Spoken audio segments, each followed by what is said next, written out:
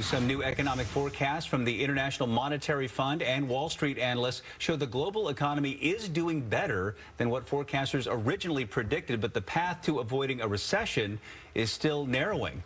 David Lynch with the Washington Post joining us live this morning, breaking down some of these new numbers and these new reports. Good morning to you, sir. Good morning, Bill. All right, so what do these forecasts reveal about the global economy? Is it actually better than a lot of these analysts anticipated? Yeah, the good news is that the bad news that everyone expected has not materialized. If you go back several months, people were worried about each of the three major engines for the global economy, the U.S., Europe, and China. And the worries were in Europe that there'd be an energy crisis because of the war in Ukraine and the cutoff of Russian gas.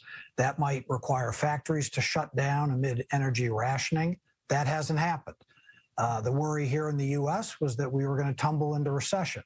Instead, the labor market has been surprisingly resilient, and the economy keeps chugging along, at least so far.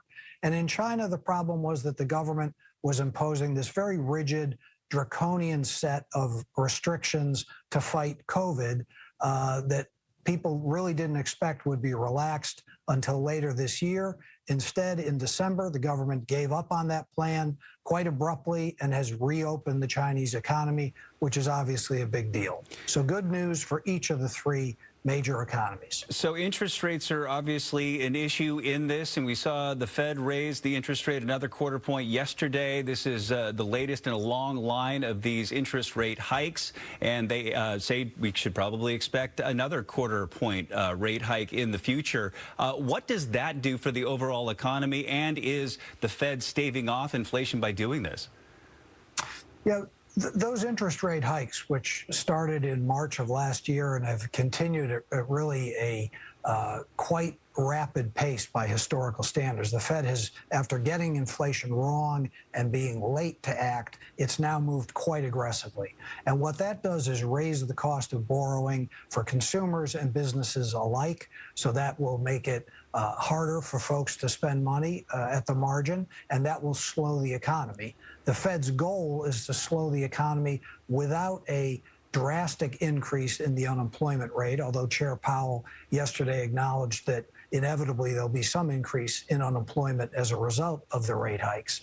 He's trying to bring the economy in for what economists refer to as a soft landing, slow down the pace of activity enough to cool down inflation without wrecking the labor market. It's a tough thing to pull off. The Fed usually crashes the economy into something quite harder than a soft landing. But still, as we sit here today, there is a path. Yeah, and so in your reporting, what is your take on the overall economic outlook, and what changes we should maybe be preparing for in the coming months?